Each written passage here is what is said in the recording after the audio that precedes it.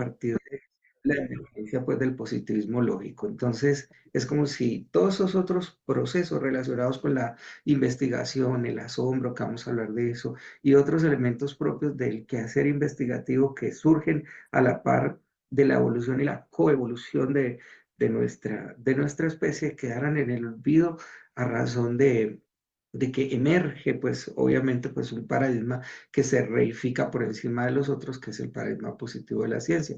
Interesante, tenía que emerger después de casi 10 siglos de oscurantismo medieval, que no es del todo oscurantismo, porque en el medioevo también produjo muchísimo, pues bastantes avances científicos.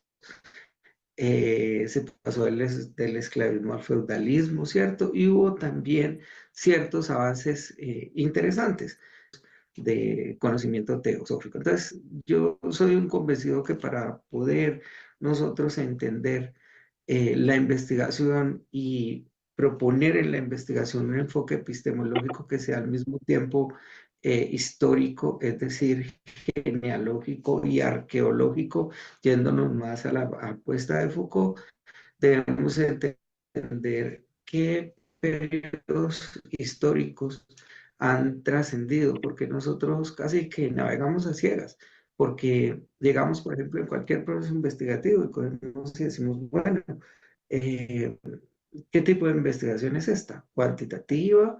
¿Es tal cosa? ¿Es descriptiva, es empírico-analítica, tiene una variable medible, etcétera?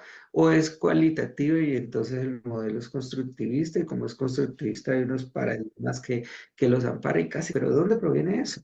Sí, es decir, ¿de dónde se hizo? ¿Qué se hizo para llegar a nosotros a estos modelos que de alguna manera casi son imperantes y que ejercen cierto nivel de gobernanza en nuestras ideas y sobre los modos en que hacemos investigación? De allí también que nosotros en Pola Facultades para lo que dijo, con la apuesta deconstructiva de esas formas lineales, nosotros hemos aprendido a hacer investigación, justamente porque hay manuales que se reifican, que se institucionalizan, que a mi juicio, por ejemplo, tienen que ser manuales interesantes, pero que siguen siendo introducción. A flotar allí es posible renunciar a esos métodos y más que renunciar de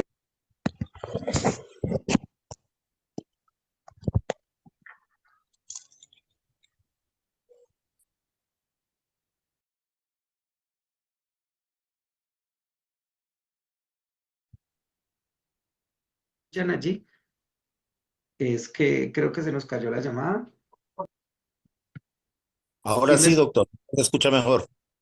ok, entonces este es el objetivo pues, de estos dos encuentros, que es mirar desde una perspectiva histórica. A mí me encanta la historia y de hecho la historia que voy a contar o la narrativa que voy a contar es bastante escueta porque tiene muchísimos elementos, pero a través de ella he tratado pues como de identificar algunos elementos que resultan claves para nosotros poder entender investigación. Si nosotros no vamos a los orígenes de esto, difícilmente, o no difícil, tal vez con cierto nivel de dificultad lograremos integrar perspectivas deconstructivas de esos modelos que tratamos de cuestionar. De hecho, la formación doctoral tiene ese objetivo, ¿no? Ayudarnos a pensar estos modelos, no para decir que no sirven, sino para encontrar sus insuficiencias, también para reconocer sus apuestas, sus valores, sus aportes, pero también aprender a mirar desde otro horizonte esos modelos y transitar hacia otras transmetodologías y hacia otros transmétodos que nos permitan hacer una investigación que mueva la línea del conocimiento y hacerlo desde otros derroteros, desde otros nichos epistémicos que incluso nosotros alimentamos con nuestras propias epistemas y experiencias investigativas. Entonces ya para comenzar y con esa breve y escueta pues introducción, voy a comenzar. Miren, yo creo que, y en esto se coincide de una visión socioantropológica, a que desde los inicios de la humanidad, tanto los neandertales como los Homo sapiens han demostrado una inherente curiosidad y una capacidad de investigación y creatividad que fueron cruciales para su desarrollo y para la supervivencia. De hecho, estos elementos, la curiosidad, la capacidad de investigación, ¿por qué no? El asombro, forman parte del desarrollo de su sistema nervioso central en la medida de que el mundo en el que comenzaban a vivir iba adquiriendo nuevos matices de complejidad. Por ejemplo, la creatividad y el posible simbolismo, que es evidente pues en los neandertales, en la cueva de Bruniquel, por ejemplo, siempre nos van a sugerir una primitiva pero a la vez significativa forma de investigación y comprensión del entorno. Asimismo, cuando miramos la expansión global de los Homo sapiens, entendemos que esa expansión refleja una continua búsqueda de conocimientos y de adaptación a diferentes contextos y a diferentes desafíos, ¿cierto? Que es impulsada por dos elementos: la exploración de esos nuevos territorios, alimentos, de otras manadas, ¿cierto? Y de otras congregaciones de Homo sapiens, nos sugiere una exploración, pero también una innovación en los modos como se leían, cómo se interactuaban en el desarrollo del lenguaje. Entonces, esta tendencia investigativa ha sido una constante en la evolución humana y podemos decir, dándonos un salto casi cuántico en el tiempo, que han cimentado la base de lo que hoy conocemos como el método científico y la investigación sistemática. En ese tenor, pues, a medida que nuestros ancestros iban explorando y se adaptaban a los nuevos entornos, sentaron las bases para el desarrollo del conocimiento, ¿cierto? Y ese desarrollo del conocimiento ha sido un proceso continuo que ha evolucionado de las primeras investigaciones empíricas dadas con los entornos, con los contextos de la casa, para la recolección, para el cuidado, exploraciones empíricas hasta las complejas disciplinas científicas de la actualidad. Entonces, en ese sentido, debemos de tomar en cuenta, ¿cierto?, lo que es la importancia del asombro y cómo el asombro comienza a tener un sentido importante en la investigación. Para ninguno de nosotros es secreto que el tema del asombro es algo que se nombra muchísimo pues, en la investigación. Todo el mundo dice, el investigador no debe perder la capacidad de asombro. Sí, chévere, pero ¿de dónde proviene eso? ¿O cuál es el antecedente asociado pues, a ese pensamiento? El asombro en la filosofía, por ejemplo, es un concepto que ha sido abordado por varios pensadores a lo largo de la historia, pero como hay dos como de los que tenemos pues como referencia, que son Platón y Aristóteles, y lo consideraban una propensión, un sentimiento, una inclinación. Y el asombro era importantísimo para dirigirse a través del camino de la sabiduría. Entonces Platón, por ejemplo, dice que gracias al asombro aparece la investigación por los primeros principios de todo lo que existe y el nacimiento del pensamiento filosófico, ¿verdad? Todo lo que Platón atribuye pues a la sombra y la investigación. Por ejemplo, Platón en el Teto, a través de Sócrates, asegura que el asombro que siente Teto es característico del filósofo y lo asocia a un estado del alma natural que se experimenta de manera involuntaria. Asimismo, pues encontramos allí que Platón relaciona el asombro con la genealogía de Iris, ¿cierto? La mensajera de los dioses y la diosa, pues, del arco iris. Así, este filósofo se convierte en un mediador, o el filósofo como que entra a ser un mediador entre lo celestial y lo terrenal. Por ejemplo, ¿qué implica esta asociación? Que el asombro como iris actúa como una especie de puente o de intermediario en el que se conecta lo celestial y lo terrenal, es decir, el mundo físico y la experiencia cotidiana con el mundo de las ideas y el conocimiento superior, propio del topos urano en la filosofía platónica. Dicho de otra manera, pues el asombro entonces es lo que impulsa al filósofo a explorar y a comprender las verdades más elevadas a partir de la experiencia del mundo tangible. Entonces estas ideas que tiene Platón son bien interesantes, pero son muy complementadas y diría yo que casi que reconfiguradas por lo que piensa Aristóteles, que dice que para él, por ejemplo, para Aristóteles, la filosofía no nace de un impulso del alma. Para Aristóteles, las cosas se manifiestan y se convierten en instigadoras de problemas e impulsan al hombre a investigar. Ahí tiene un papel importante el asombro, ¿cierto? Porque el asombro implica una concientización de la necesidad de investigar. Entonces, para Aristóteles, el asombro va a surgir cuando uno se enfrenta a la realidad y eso lo impulsa a uno a resolver las dudas que surgen a partir de ese enfrentamiento con lo real. Entonces, uno encuentra que tanto Platón como Aristóteles eh, comienzan a darle una importancia trascendental al asombro como punto de partida para la búsqueda del conocimiento y para la sabiduría, es decir, en la investigación. Entonces, ambos coinciden en algo, ¿no? Que el asombro es una propensión, es un afecto, es un sentimiento que nos lleva pues a indagar y a cuestionar, pero que también nos permite encontrar respuestas a lo que siempre va a estar desconcertando nuestra mente. Eso lo llamaremos problema de investigación, pues en la actualidad.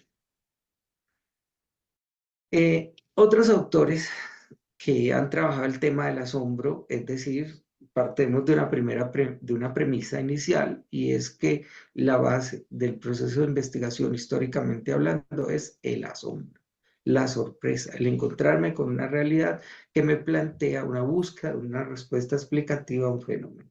Las Kant, diapositivas ya no las vimos, doctor Andrade. de verdad, no, entonces venga, yo se la comparto. Regáleme un segundo, compartir.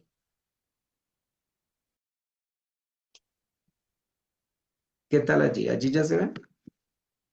Sí, Ay, perdón, mil gracias. disculpas, como se me cerró la, el internet, olvidé proyectarlas, pero aquí estoy. Yo se las comparto también para que sean parte de los materiales. Entonces, otros autores que han hablado del asombro y su relación con la investigación, partiendo de la premisa inicial de que todo proceso investigativo tiene como base entonces el asombro, desde una perspectiva pues genealógica de reconocer el proceso investigativo como parte de la naturaleza de nuestro ser, como parte de una condición ontogenética es, por ejemplo, Emmanuel Kant, ¿no? Y entonces, para Kant el asombro era una emoción fundamental que tenía como objetivo llevarnos a cuestionar y a explorar el mundo. Eh, para Kant también, al igual que para Platón, el asombro es el punto de partida para la filosofía y para la búsqueda del conocimiento, pero para Heidegger, eh, un poco más existencialista, más que esto, el asombro va a ser un sentimiento para cuestionar nuestra significatividad en el mundo, ¿cierto? Y que nos va a llevar a buscar una serie de respuestas que van más allá de lo real o más allá de lo evidente.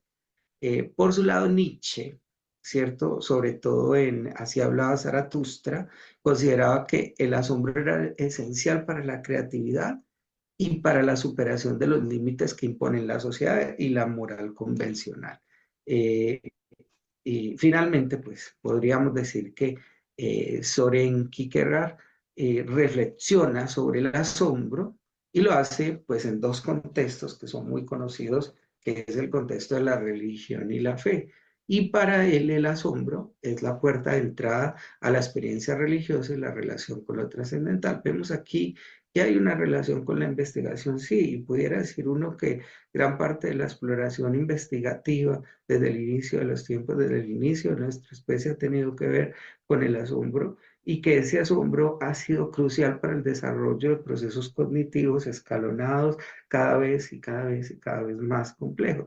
Uno diría inicialmente que no hay que perder esa capacidad de asombro. Cuando hablamos de capacidad, prefiero hablar de una intencionalidad del asombro, para que el asombro no se convierta en algo que sea emergente, sino en algo que yo puedo comenzar a trabajar desde una lógica de mayor intencionalidad. Yo tengo, por ejemplo, mi tesis, un tema de investigación, y ese tema de investigación es importantísimo para mí, pero me tiene que mover algo más, no solamente me tiene que mover el gusto por el que el asesor me apruebe el tema porque está bonito, porque es innovador, no, tiene que haber algo que me conecte con eso, y ese algo que me conecta es el asombro sobre mi propia experiencia, que es una condición incluso metacognitiva, porque yo llego a cuestionar la lógica con la que le doy forma y sentido al asombro a través de mis ideas.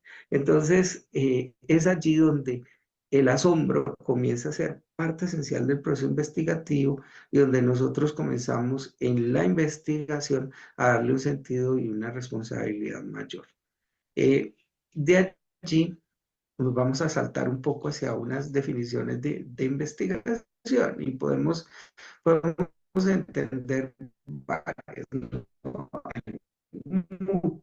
Muchas, yo que he escogido unas como muy específicas, están un poquito desorganizadas intencionalmente, pero vamos a comenzar con esta de Jean-Pierre Villé, ¿cierto? Actividad intencionada, teleológica, sistemática, que conduce a dos cosas. Primero, al descubrimiento de cosas y segundo, a la intervención de algo nuevo, ¿sí? Aquí, más que el asombro para Villé, es la organización, lo que prima es la organización y el método.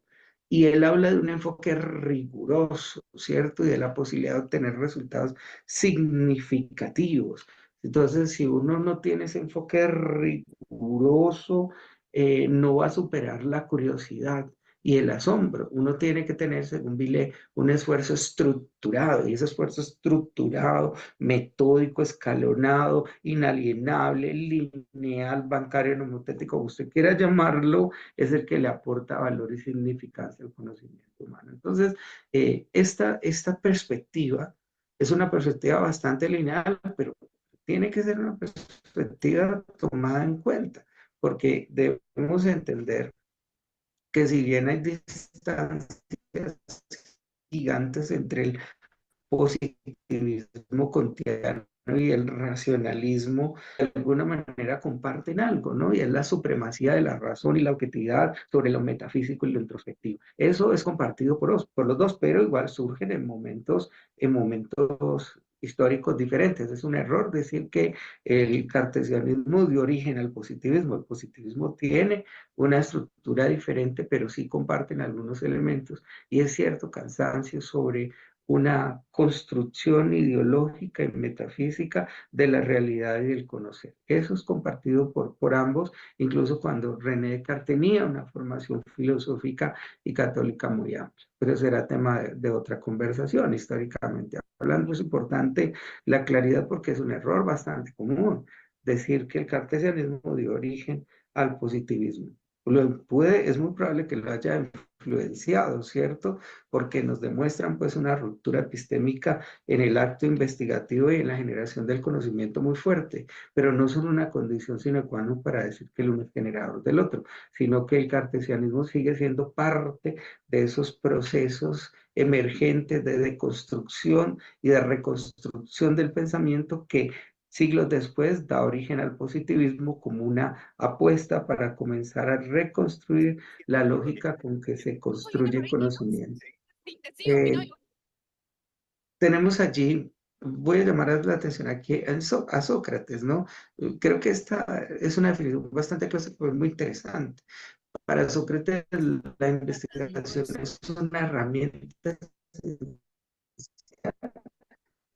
para el perfeccionamiento o la mayéutica, y el método platónico pues es la dialéctica, ¿no? Pero en la mayéutica había algo, ¿no? A través de las conversaciones y a través de las preguntas, eh, el sujeto iba aproximándose a unos conocimientos sobre la piedad, sobre la justicia, sobre la belleza, sobre el bien y la felicidad. La investigación iba en esa vía y era una investigación casi que documental. Entonces yo me sentaba con el otro y comenzaba a hablar y lanzaba una pregunta y de la respuesta que él me daba, pues lanzaba yo otra pregunta y de la respuesta daba otra, y en cierto momento conectaba la respuesta y formulaba una nueva pregunta muy totalizadora. De hecho, el método socrático es parte de las estrategias en psicología, esa es mi profesión de base psicólogo, para para trabajar en algunos tipos de casos específicos, sobre todo un modelo cognitivo, pero es una herramienta pues interesante. Sócrates, podemos decir que no busca simplemente pues acumular conocimiento, sino transformar el entendimiento en virtud, ¿cierto? Y lo hace a través del cuestionamiento constante, el diálogo crítico, qué interesante, diálogo crítico y la investigación socrática, porque la investigación no es solamente indagar, es clarificar conceptos para la purificación del alma. Me gusta la primera parte, la clarificación de los conceptos, que yo creo que es algo que hacemos todos cuando hacemos investigación. Entonces decimos, bueno, ¿quién acuñó este concepto? ¿Cuál era el momento histórico en el que ese concepto surge? ¿Cuáles son las fuentes filosóficas del concepto? Y comenzamos pues a derivar elementos para hacer, para reconocer el proceso investigativo, la forma como esa categoría pues aparece como parte de los procesos de investigación. Entonces, él dice que esa clarificación conceptual era parte de la naturaleza humana y el propósito de la existencia. Entonces, al igual que lo hacen Mills y otros autores propios de la investigación, una o uno de los elementos básicos de la existencia humana es conocerlo, dice Kant en la metafísica en su primera frase, ¿no? Dice, todos los seres, en el primer párrafo, todos los seres desean por naturaleza conocer. Otros autores interesantes son Zorrilla y Torres, y lo traigo a colación por la perspectiva de ellos dos, ¿no? Ellos dicen que toda la investigación debe utilizar la metodología científica y que debemos ser rigurosos con el uso de las fases y de los procesos. Uno no puede salir de esos elementos porque aquí está lo interesante de Zorrilla y Torres y dice que si somos rigurosos, si somos organizados, si escribimos, si explicamos, si generalizamos y si predecimos los fenómenos, podemos reconocer la complejidad de la realidad de los fenómenos estudiados. Gracias. De los fenómenos estudiados. ¿Qué quiere decir esto? Que si bien se reconoce una complejidad, esto es lo que Morán llamaría pues una complejidad restringida, una complejidad que está construida sobre la complicación como aquello inentendible, pero no sobre lo complejo como una apuesta para entender a través de relaciones aquello que emerge la interacción entre diferentes fenómenos. Entonces, este sigue siendo otro modelo lineal, al igual que el de Python, que se enfoca pues específicamente en problemas a descubrir, interpretar hechos y escribir relaciones, pero hacerlo con un alto nivel de precisión matemática, entendiendo la fiabilidad de los resultados. Y Python es uno de los primeros en hablar de conocimiento e innovación hacia la década, finales de la década de los 70, es un autor clave en el concepto de innovación. También Tamayo, que todavía pues está activo, ¿no? Vuelve Tamayo con el tema de la verificación, del entendimiento, de las aplicaciones, y esto es quizá lo innovador que tiene Tamayo, al decir que, voy a traducirlo de esta manera, todo conocimiento investigativo tiene que ser un conocimiento socialmente útil, es decir, que el conocimiento de la derivada de la investigación tiene que servir para algo. De ahí que todos los problemas investigativos sean problemas per se, es decir, que todo problema es una oportunidad de búsqueda de una solución Ah, sí, contextual sí, a perdón, algo perdón, que nos perdón, perdón, aqueja perdón, perdón, perdón. Aquí o no que hay. quizá no, o que quizá no podemos comprender en un momento determinado. La investigación es entonces un camino y que lo que nosotros tenemos que buscar son aquellas preguntas fundamentales que van a permitirnos generar una evidencia empírica y un razonamiento lógico. Podemos decir, por ejemplo, que esta postura sigue en la línea de lo que nos plantea pues Mario Bunge, ¿no? Mario Bunge, que en investigación, en filosofía de la ciencia, pues es alguien de todo nuestro, de todo nuestro respeto pues, epistemístico. Bunge, que es un filósofo, un epistemólogo, ¿cierto?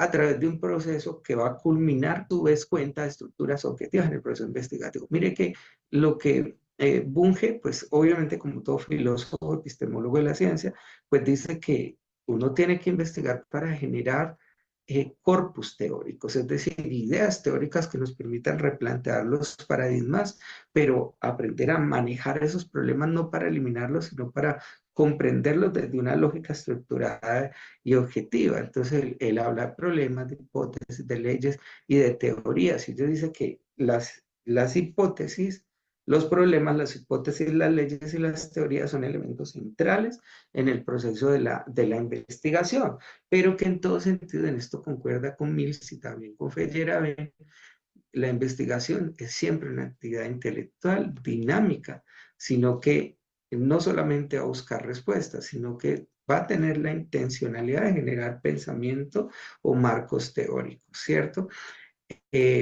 Y es más, esto es bien interesante porque Bunge denota la investigación con una metáfora. Él dice que la investigación científica es una empresa racional y sistemática que tiene todos los componentes de una empresa, ¿cierto? Y que avanza en el conocimiento a través de esas preguntas fundamentales. Ahora una que nos gusta bastante pues es la definición de investigación de Edgar Morin, y Edgar Morin entiende pues que la investigación está orientada hacia a veces el proceso multidimensional, relacional, dialógico, orientada a la comprensión, es a la comprensión dinámica o dialógica de una globalidad que se autoecoorganiza, que está en constante fluctuación, que es transformacional, pero que tiene una identidad relativa, es decir, una totalidad multidimensional. Y que en ese proceso de investigación hay que reconocer las interconexiones y las relaciones entre los fenómenos y los sistemas que les dan forma y sentido, ¿cierto? Entonces, para Moral, la investigación nos debe llevar a generar elementos para superar la fragmentación del conocimiento y apostarle pues a múltiples dimensiones en interrelación, tales como lo social, lo cultural, lo objetivo, entre otras, pero estar pendientes a todo aquello que emerge de esas interrelaciones o de esos relicares, ¿no? Finalmente, pues, bueno, tenemos tres más. Julia Kristeva aporta en el tema, ya vamos desescalando desde esas miradas, pues, como tan lineales a unas miradas no tan lineales. Julia Kristeva ya nos habla de la relación entre semiótica, lenguaje y subjetividad, ¿cierto? Y ella dice que la investigación, sobre todo la investigación filosófica y en ciencias sociales y en educación, debe centrarse en los procesos de significación, es decir, en cómo se construyen, no, y en cómo se construyen los discursos en la sociedad. Entonces, Cristeva dice que el lenguaje influye en la formación de la identidad, en la formación de la subjetividad, pero también en cómo esos sistemas simbólicos estructuran todas las relaciones sociales y culturales, ¿cierto? Y que eso se constituye pues, en el foco de investigación. Entiende o diríamos que investigar implicará reconocer cómo los significados se generan y se transforman dentro de las dinámicas sociales. Una epistemóloga muy conocida por todos nosotros es Denis Nachmanovich, y ella lo hace más bien o entiende la investigación desde una perspectiva sistémica, ¿no? Y dice que y utiliza dos conceptos como muy típicos en ella, que son la comunicación y la acción. Dice que la constitución o la construcción colectiva del conocimiento se da a través de la comunicación y la acción, que todos los sistemas se interactúan y se interinfluyen, que interactúan y se influyen mutuamente, eh, pero que en ellos se puede reconocer la interrelación y la interdependencia, y que esos son elementos básicos de todo fenómeno que uno investiga, y añade algo más, y es que la investigación implica una necesidad reflexiva. Y esto es interesante. Le apuesta a esa ontología de la reflexividad, es decir, que nosotros tenemos una naturaleza hacia la reflexión o hacia la reflexividad, y que esa reflexividad se sostiene sobre la comunicación efectiva o eficiente. ¿De qué me serviría a mí reflexionar sobre un campo del conocimiento si yo no puedo decir al otro?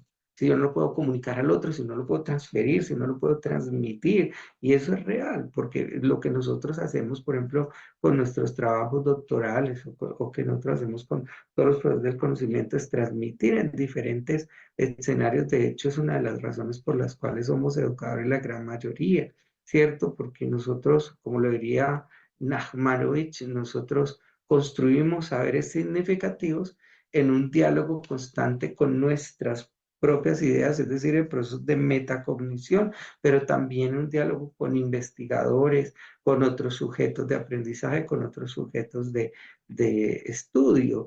Un aporte interesante de Nachmanovich es que la investigación es una actividad cooperativa y participativa, ¿cierto? Para la coproducción del conocimiento. Me parece que esta última frase es algo que resume un poco nuestros intereses desde la educación, sobre todo si lo hacemos desde una perspectiva intertransdisciplinar, dialógica, compleja, deconstructiva, etcétera.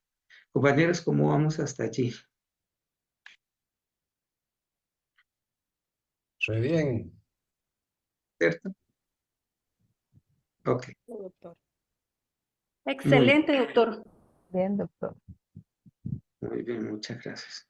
Entonces, cuando nosotros hablamos desde una perspectiva tradicional de la investigación, nos referimos a muchas cosas. Vamos a tratar de definir qué es una perspectiva tradicional de investigación. Entonces, como perspectiva tradicional, vamos a entender a un proceso de aplicación de un método científico riguroso y estructurado, con un enfoque sostenido sobre un enfoque que es a la vez objetivo y bastante empirista y racional, y que su búsqueda es la contribución al conocimiento teórico y práctico en un campo específico. Miren, miren qué interesante.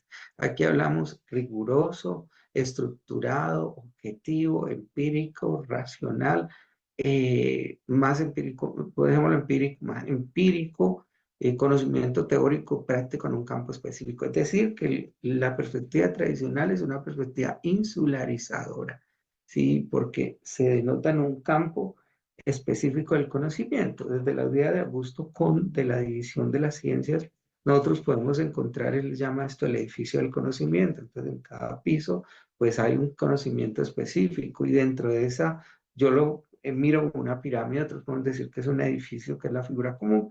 La base de ese edificio son las matemáticas, o son las ciencias, lo que nosotros llamaríamos más adelante las ciencias duras, pero están a gusto con esta edición del conocimiento y los otros pisos van de los más importantes a los menos importantes, ¿cierto? Pero entonces el problema no es que haya una base, el problema no es que haya un edificio, el problema es la insularización de cada conocimiento en cada piso, porque digamos la matemática difícilmente dialoga con la historia, que difícilmente dialoga con la moral, la filosofía moral, que difícilmente dialoga con la educación, que difícilmente dialoga con la, con la educación o con la filosofía, con la física, ¿cierto? Con la astronomía. Entonces encontramos ciencias insulares, hay pisos del conocimiento que no tienen las graditas para ir a tocar la puerta, oye, que me puede prestar un saber y cómo lo intercambiamos para deconstruir nuestras ideas. Entonces, esta perspectiva pues se enfoca en el uso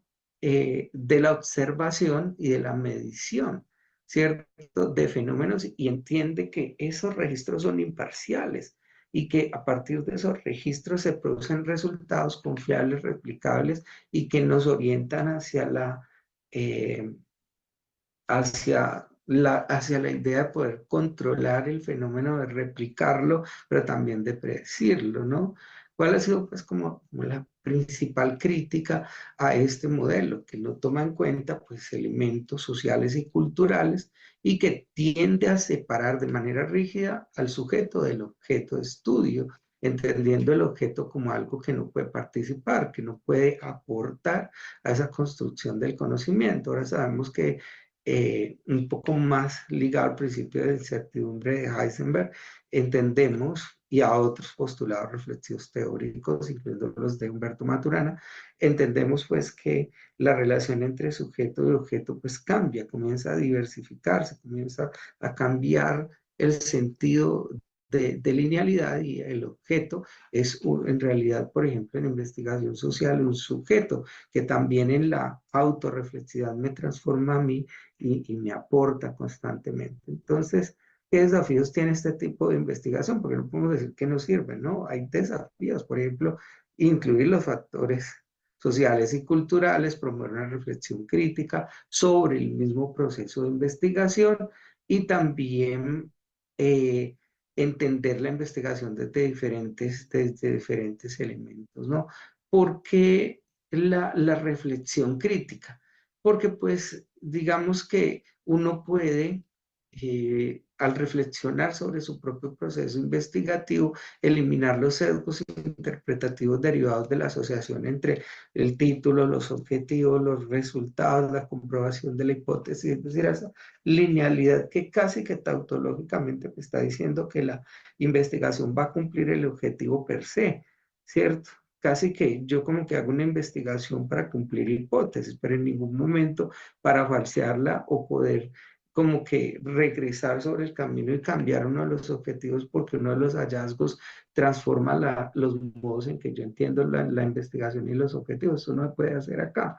¿Sí? Y eso no lo hace porque definitivamente la parte metodológica, la epísteme no lo permite. ¿Y cuál es la epísteme? Puede ser positiva.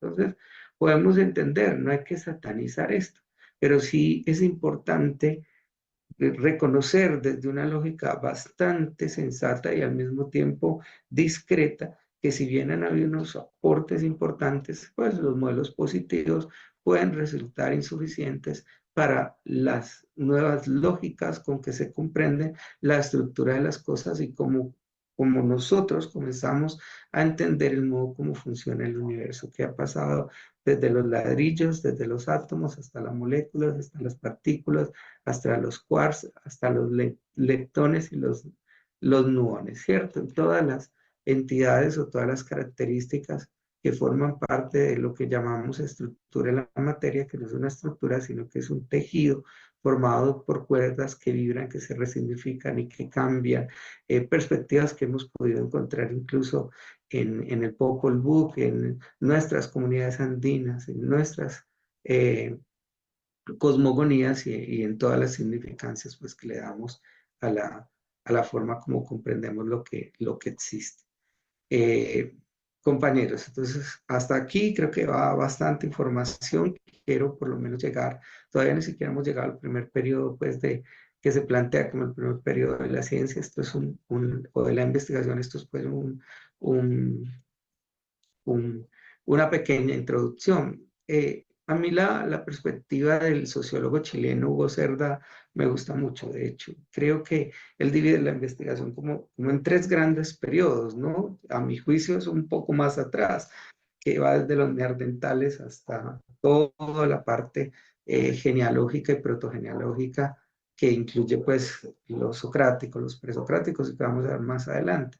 Pero Hugo Cerda eh, que ha aportado muchísimo al estudio, al estudio de la educación, sobre todo de una metodología cualitativa, entiende que nosotros debemos comprender profundamente los fenómenos sociales y debemos interpretar los significados desde una perspectiva más desde el sentir, desde lo narrativo, desde lo cualitativo.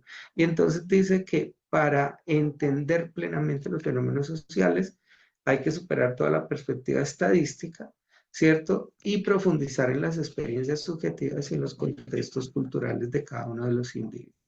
Entonces, por eso la importancia pues, de las narrativas y de promover pues, un enfoque que sea cada vez más integrativo. Él divide pues, como la investigación en diferentes periodos, el baconiano, el galileano y el cartesiano, ¿no? Ahí tenemos pues una muy breve y bastante escueta descripción de cada uno de estos momentos, y él dice que estos periodos fueron importantes para poder desarrollar un pensamiento que cambió la forma como nosotros comprendimos el momento a través de la historia. Ya sabemos que todo la influencia, por ejemplo, de Bacon en el periodo medievalista, sobre todo en el concepto de lente y de refracción.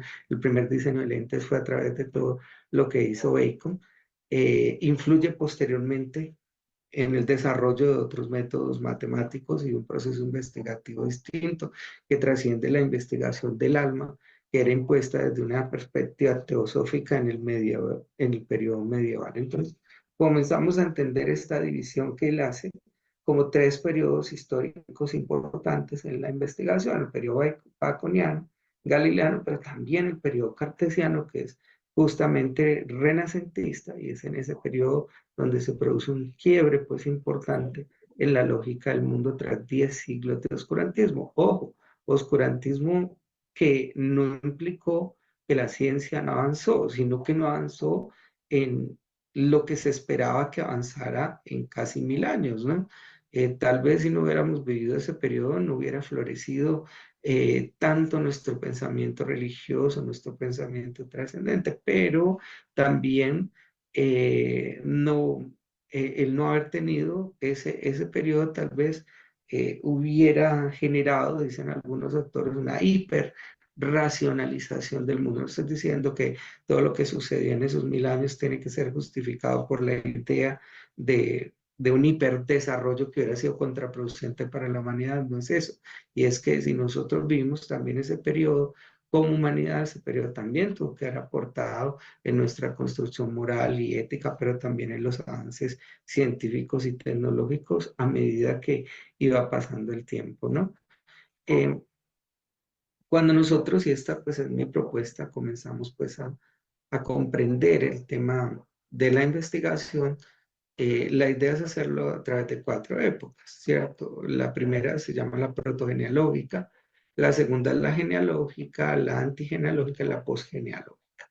Estos 4 periodos, son estos 4 periodos, yo ubico unos elementos, al igual que la Hugo Cerda, el doctor Cerda, perdón, unos elementos bastante puntuales en la historia del conocimiento para poder llegar, uno, a esa bifurcación entre el modelo positivo que da origen a lo cuantitativo y el modelo constructivista que da origen a lo cualitativo, y la emergencia de un modelo que trata de integrarlos, que es bastante dialógico, que es el modelo mixto de investigación, bastante interesante, muy poco comprendido, pero creo que hay aportes interesantes desde la inter y la transdisciplinariedad actualmente, que han dado forma también a un modelo emergente, que es el modelo transdisciplinario, el modelo trans o la apuesta transmetodológica del proceso investigativo. Entonces, pues, comenzamos a entender que sí es posible mirar la investigación a través de estos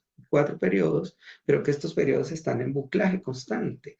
Es decir, que la época genealógica no anula la época protogenealógica, y la época posgenealógica, que es la actual, no ha anulado los anteriores, sino que hay un buclaje de todos esos elementos, hay una interretroacción entre todos esos avances, y lo que nosotros vimos actualmente es una interretroacción que nos produce la emergencia de un sentido diverso y multidimensional del mundo, con el que nosotros tal vez escapamos, por así decirlo, utilizando la metáfora de una matriz o de la película Matrix, que parece fascinante. Logramos escapar de esa matriz de sentido en el que hemos a veces condenado nuestra creatividad y nuestro asombro. El día de hoy vamos a ver una sola época, y vamos a ir un poco más rápido el día de mañana mirando las épocas siguientes. Espero no tenerlos aburridos con tanto proceso histórico. A mí me resulta fascinante, ¿no? Pero pues igual, como decimos acá en Colombia, gustos no son disgustos. Entonces, eh, en las bases del conocimiento, pues tenemos la época protogenealógica. Y entonces en la época protogenealógica nosotros comenzamos a ver varios elementos. Primero, si nosotros hiciéramos como una perspectiva histórica del conocimiento, tendríamos que mirar primero la relación entre el mito y el rito, que hay diferentes posturas que los vamos a ver. Luego del mito-rito, el pensamiento mítico y ritual, surge un pensamiento un poco más evolucionado, que es la doxa o la opinión.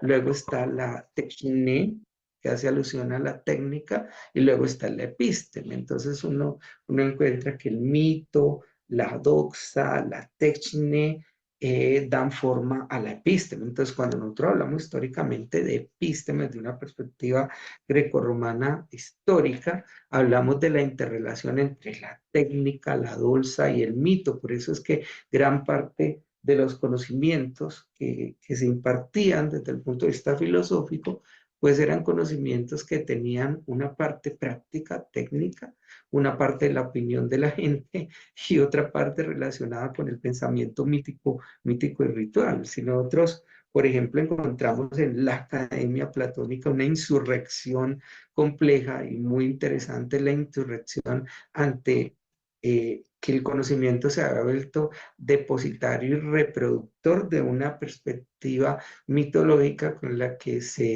de alguna manera se mantenía sedada a la gente frente a los problemas y las grandes diferencias y problemáticas políticas que había en la polis en ese momento. Y la academia surge como una oportunidad de pensar desde una lógica filosófica lo que estaba pasando en Roma, pues en ese momento, en las comunidades greco-romanas. Entonces comenzamos a ver que hay una insurrección compleja, porque la complejidad estaba presente en esos momentos históricos, pero siempre ha sido insurrecta, siempre ha tendido a romper cosas, justamente, y a hacerlo desde otro conocimiento y desde otro momento. Entonces, para resumir, estas son cuatro fases, pero no son fases insulares, la una se complementa de la otra. Entonces, el que habla de la techne, pues habla indefectiblemente de la doxa, de la opinión como forma de conocimiento.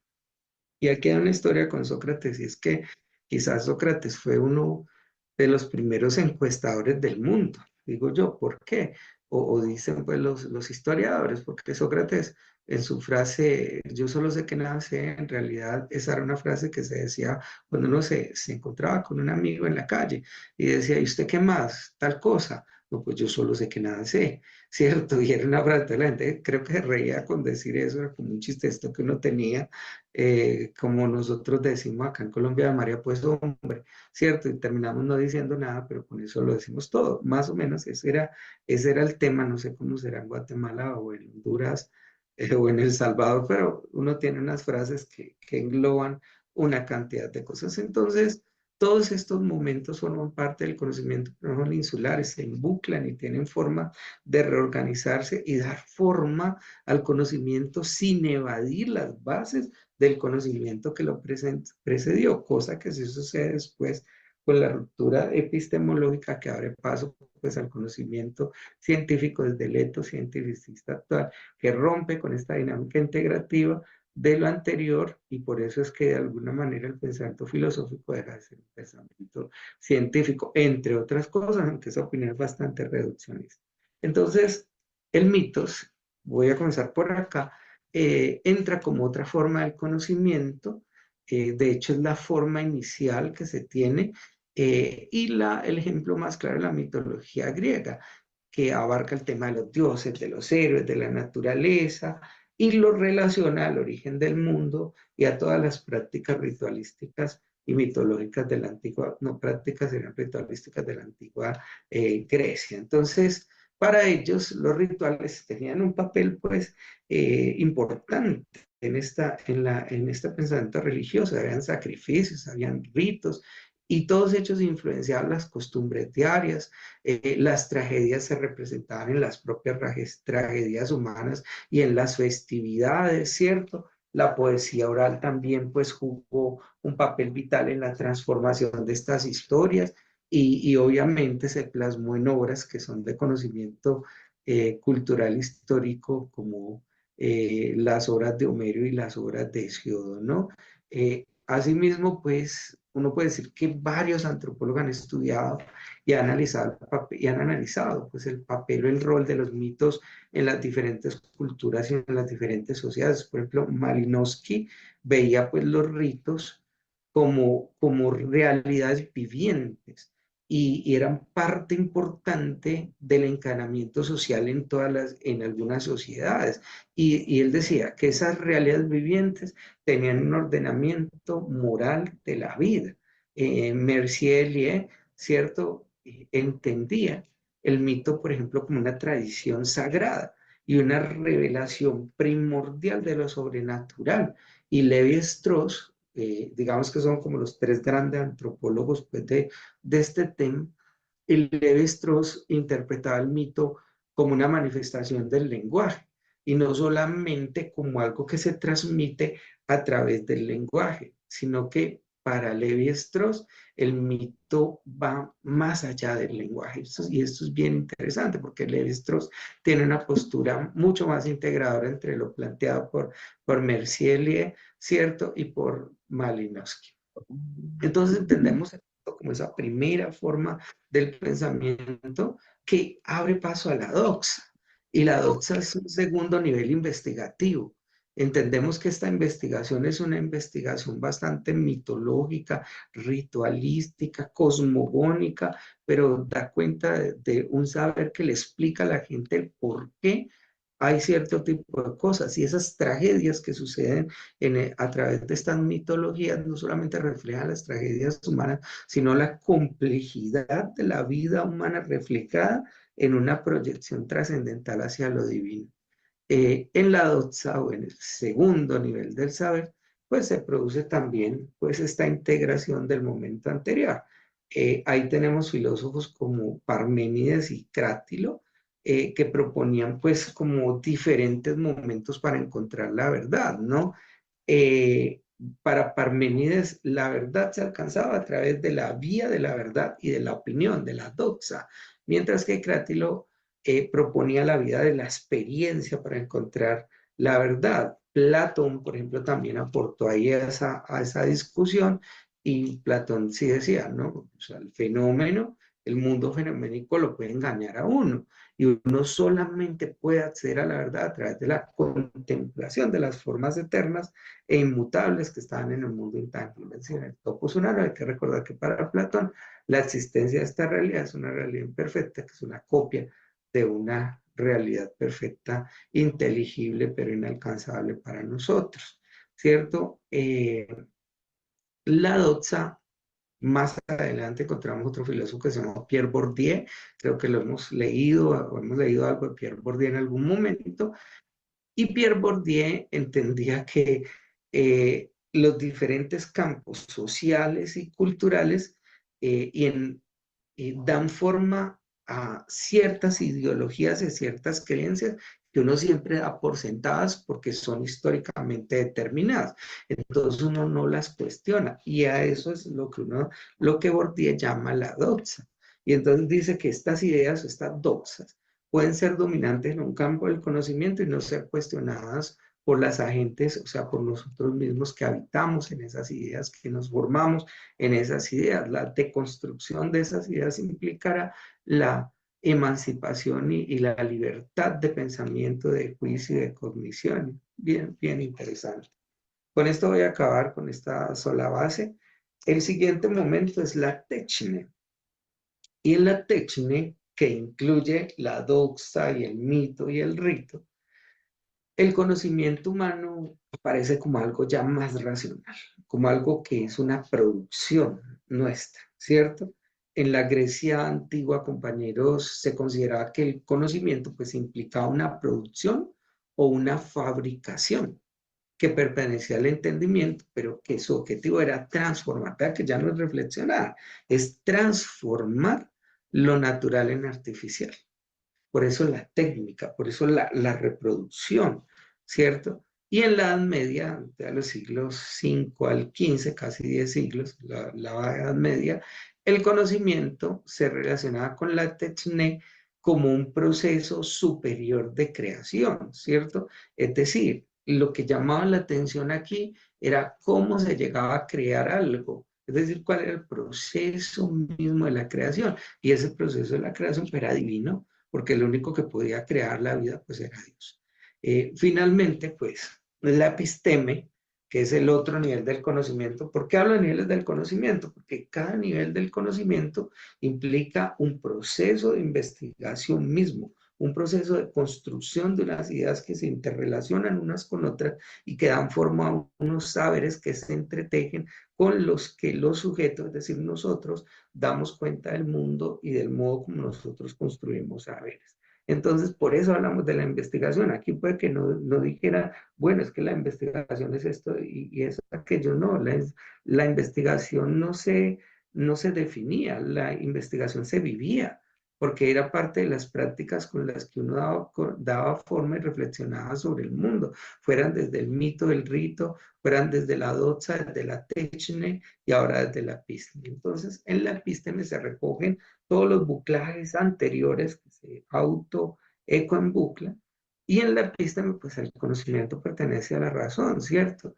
Y como pertenece a la razón, se considera algo que está justificado como verdad.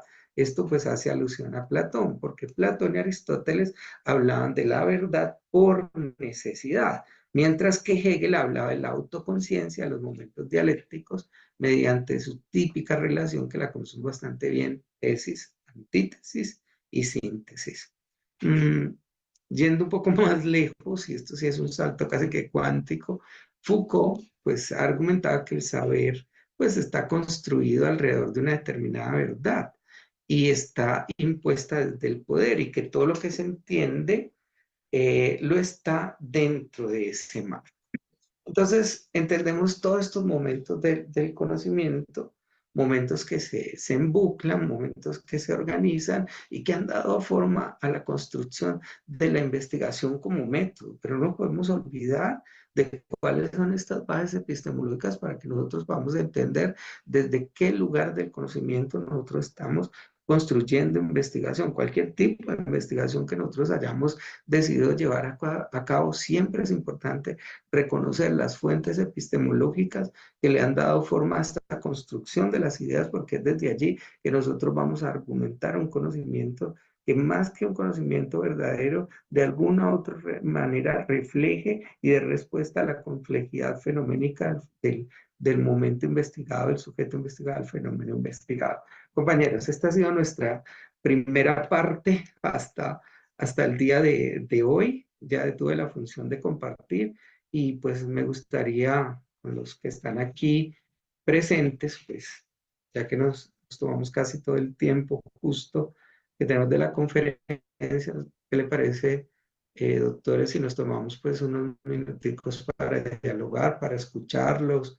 Más que preguntas, si las hay, también son bienvenidas, pues sus aportes en relación a lo que acabamos de compartir, y muchas gracias.